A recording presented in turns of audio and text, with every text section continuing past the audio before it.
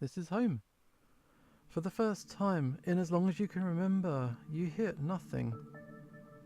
What are you going on about now? There's no buzzing here, no strange melodies. I hadn't realised it before, but ever since I awoke in that hospital, I've always heard the faint sounds of something. Okay. You saw the airlock-style door as we came in? These designs were popular after the nanite conflicts. Entire houses were designed to be nearly impenetrable to foreign nanites. Of course, all of the nanite corrosion. I wonder if ELM set off some sort of weapon here. I think it's cozy, John. Cozy? Yeah, it's been trying to infiltrate your system this entire time, but the threat is definitely reduced in this house. Imagine that the Campbells would have the best anti-nanite precautions in their house.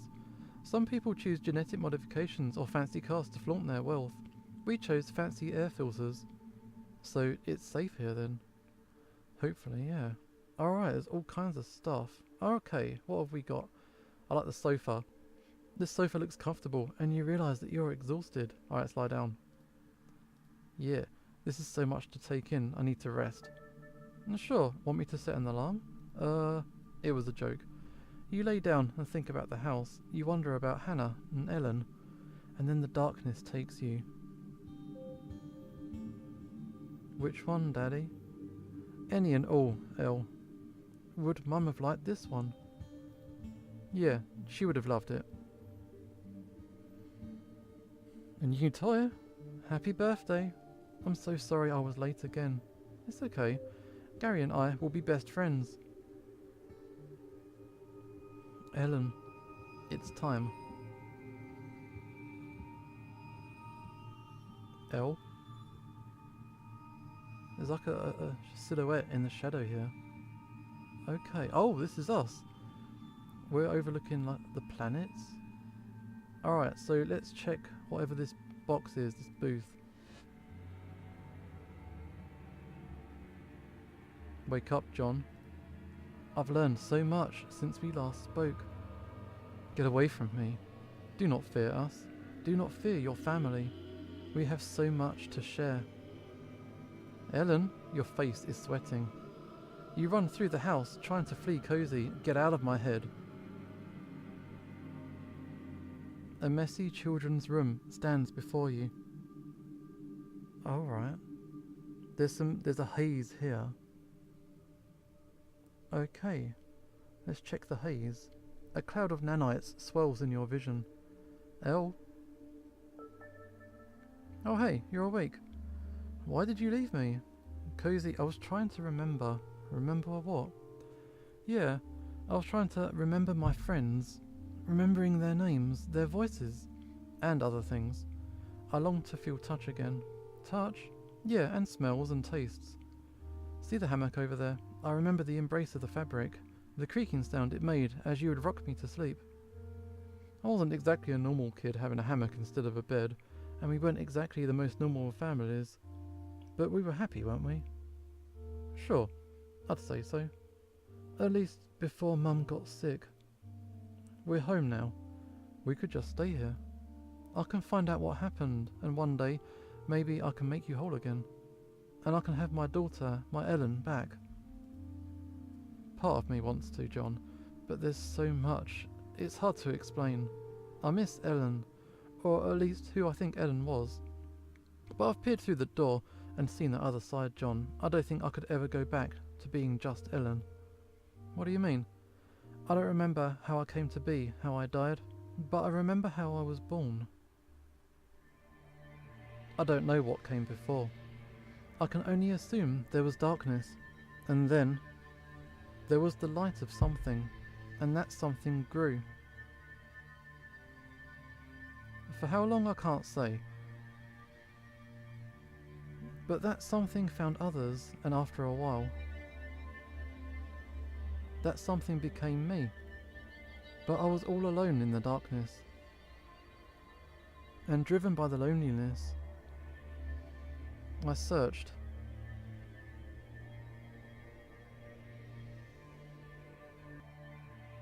I discovered that I could affect change in this world. I became a voice in the wires, and I searched for her. Oh, searched for Prav. And I had just found her. She wanted so badly to believe that I was Ellen, and I did too. Surely you are something special, and we have ushered in a new era for humanity. Can this really be a bad thing? To go where you have gone, to be what you are. I know it's hard for you to understand. There's more for us here. Let's keep exploring. Together. Okay, so she was born in the Eclipse, was she? What have we got? Aeroplane thingy. A model spaceship hangs from the ceiling. Hey, it's my old traveller vessel. This thing is a replica of the first manned spacecraft to leave Sol. I've always wanted to be a traveller when I was small. But then Mum got sick, and you decided to study medicine? Yeah. Looking back, that definitely drove my decision. I also looked up to you, and wanted to be like you. Some of these data fragments would suggest otherwise, yeah? Hey, I grew up. At some point, we will have to learn that our parents are just human. What about the... what's this? A mess lies scattered on the small table. You can see an odd assortment of collectible cards and electronic parts. A tablet sits on the floor. It's badly scuffed and covered in stickers. Alright, this is your little girl's one.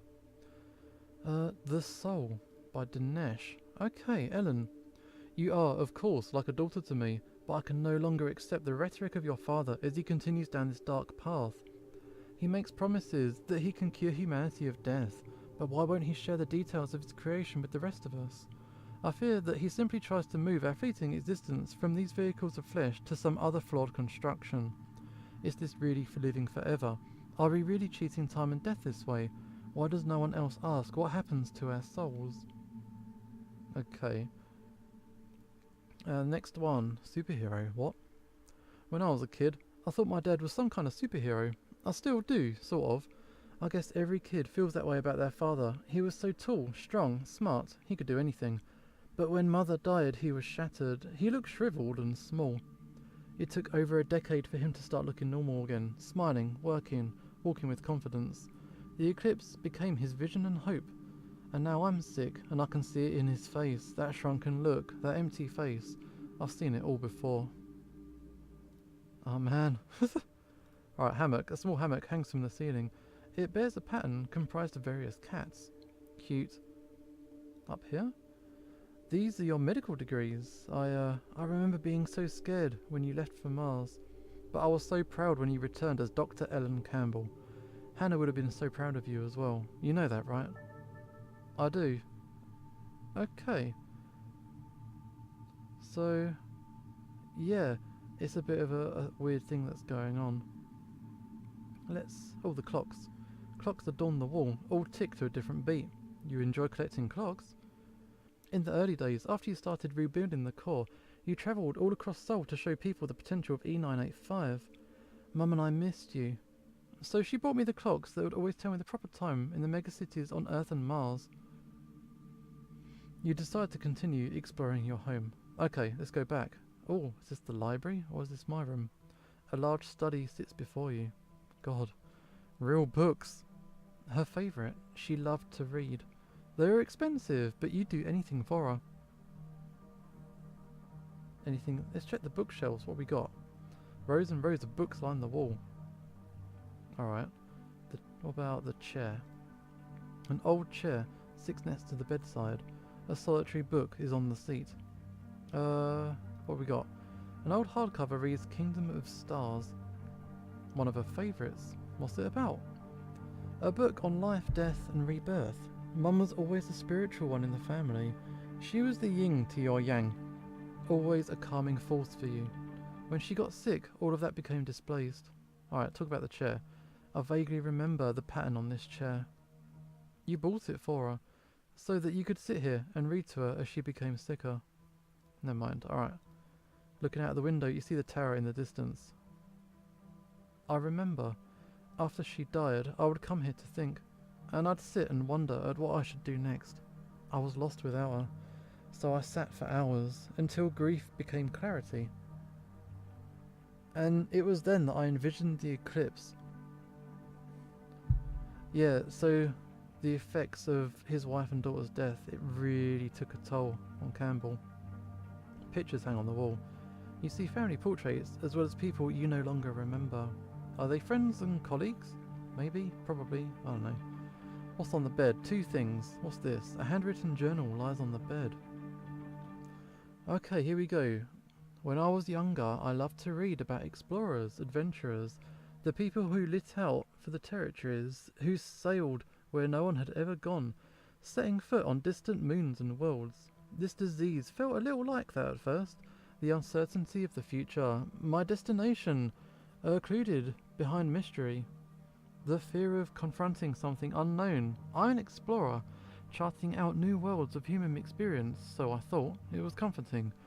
Instead, I feel like those old ship-bound explorers who, upon reading the doldrums, were forced to throw the animals and supplies overboard to continue the journey. Or the pilot of the old solar sail ship, Dauntless, who had to dump his maritime cargo in space because he got caught in the moon's gravitational pull. But instead of reaching land, I find only another date with the hospital. I plant my flag, marooned. John is convinced I'll be okay though. I don't know what I would do without him. I'll never give up on you, he told me, never. How can I not believe him? Oh man, that letter. Okay, you replaced the journal back on the bed. I failed her. I couldn't save her, but I tried, didn't I? She had the best medicine because we invented the best medicine. Alright, an old data tablet sits on the bed. Alright, let's have a look. The Mind's Eclipse by Jonathan Campbell. Here we go. Time passes and her temple erodes away, and I am stuck here, unable to help her in this struggle. The worst is not her pale skin or thin arms, but how the sickness can eclipse the mind and destroy it. They tell me to pull the plug and release her, but I don't know if I would be killing Hannah or something else entirely. It's really bad, the whole illness theme. I don't know. The grief was with you for such a long time. How so? I remember weeks when you wouldn't leave your laboratory, and then I got sick, and the grief became worry. You've always been chased by demons, and at times you've given in to them. What are you saying? You asked how being this construct could be a bad thing. You never stopped and asked if people would want something like this. Imagine an existence without touch or smell or taste. Even if Pravia were here, I'd never be able to experience her embrace again. But I'm not the only one who didn't have a say in the events. Look around. This is where Mother should have died. What are you talking about? She should have been here, in the comfort of our home, with you sitting in that chair, reading to her like you promised. Instead, she was in the hospital, connected to the machines. I tried to save her life. We had the best medicine I invented because the sickness had come for her. Are you saying I should have let her die? You didn't know when to stop. Your selfishness prevailed, and you just couldn't let go. You wanted me to fill her with morphine and just let her waste away? That would have been better, yeah. And you didn't respect that. Instead, you had her wrapped around your finger, just like everybody else. You have them believing in you and your Eclipse, never stopping to ask if it's what they truly really want. Why are you telling me this now?